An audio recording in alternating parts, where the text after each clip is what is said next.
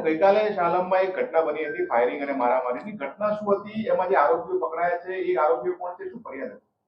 અમદાવાદ શહેરના ઈસનપુર શાહ આલમ દરગાહની બાજુમાં જાહેરમાં બે ભાઈઓ વચ્ચે મારામારીનો બનાવ કાલ સાંજે 6 વાગ્યાની આસપાસ દાખલ થયેલ છે, જે બાબતે તસ્નીમ આલમ બાવા સાહેબ તિરમીજી કરીને જે ફરિયાદી છે એમણે નકી આલમ જે એનો ભાઈ થાય છે અને હુરમત આલમ અને બુરહાન અને મુફીસ નામના 4 આરોપીઓ વિરુદ્ધ ફાયરિંગ કરી અને જાનથી મારી નાખવાની કોશિશ કરવા બાબતે ખૂનની કોશિશનો ગુનો દાખલ થયેલ છે।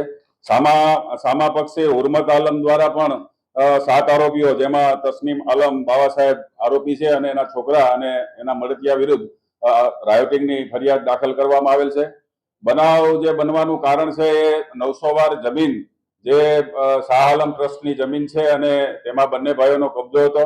થોડા સમય પહેલા જ આ ટ્રસ્ટના જે રજિયા બેગમ છે એમની પાસેથી તસ્નીમ આલમ દ્વારા લખાણ લઈ અને રૂપિયા આપી દીધેલા હોવાથી તસ્નીમ આલમનું કહેવાનું એવું થાય છે કે આ જમીન પોતાની છે અને એ બાબતે બંને પક્ષો વચ્ચે ડિસ્પ્યુટ ચાલતો હતો અને એ બાબતે આ બનાવ બનેલ છે।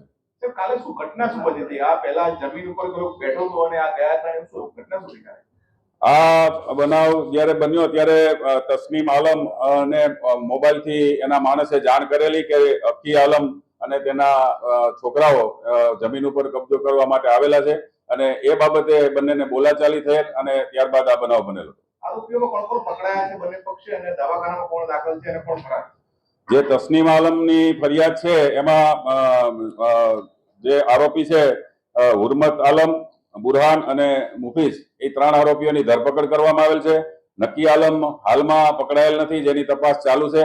નકી આલમના ઘરે ઝડપી કરતા જે હથિયાર આ ગુનામાં ઉપયોગમાં લેવામાં આવેલ છે તે કબજે કરવામાં આવેલ છે અને સામા પક્ષે જે ફરિયાદ છે રાયોટિંગની એમાં તસ્નીમ આલમ અને તોફીક તસ્નીમ આલમ ની ધરપકડ કરવામાં આવેલ છે, જ્યારે 3 આરોપીઓ હાલ હોસ્પિટલાઇઝ છે અને 2 આરોપીઓ ફરાર છે।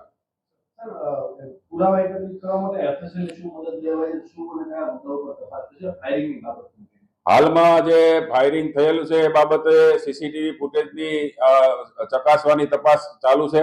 એફએસએલ ને બોલાવી અને ફાયરિંગ કરવામાં આવેલ છે કે કેમ એ બાબતે પણ એફએસએલ ની તપાસણી હાલમાં ચાલુ છે, તેમજ હથિયારને એફએસએલ માં મોકલી અને એમાંથી ફાયરિંગ થયેલું છે કે કેમ એ બાબતે પણ તપાસ કરવામાં આવશે।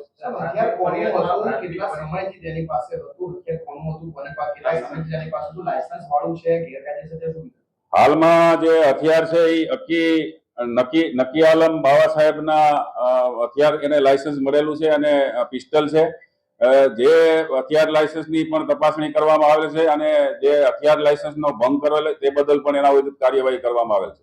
પોલીસની પ્રાથમિક તપાસમાં ફાયરિંગ થયું છે કેમ ફરિયાદનો ઉલ્લેખ છે કે શું? હાલમાં જે આરોપી તરફથી જે સામા પક્ષે રાયોટિંગની ફરિયાદ કરવામાં આવેલ છે તેમાં પણ ફરિયાદી દ્વારા ઉલ્લેખ કરવામાં આવેલ છે કે તેના ફાધરે 2 રાઉન્ડ હવામાં ફાયરિંગ કરવામાં આવેલ હતું અને એફએસએલ અને જે સીસીટીવી ફૂટેજની ચકાસણી બાદ આગળની કાર્યવાહી હાથ ધરવામાં આવશે।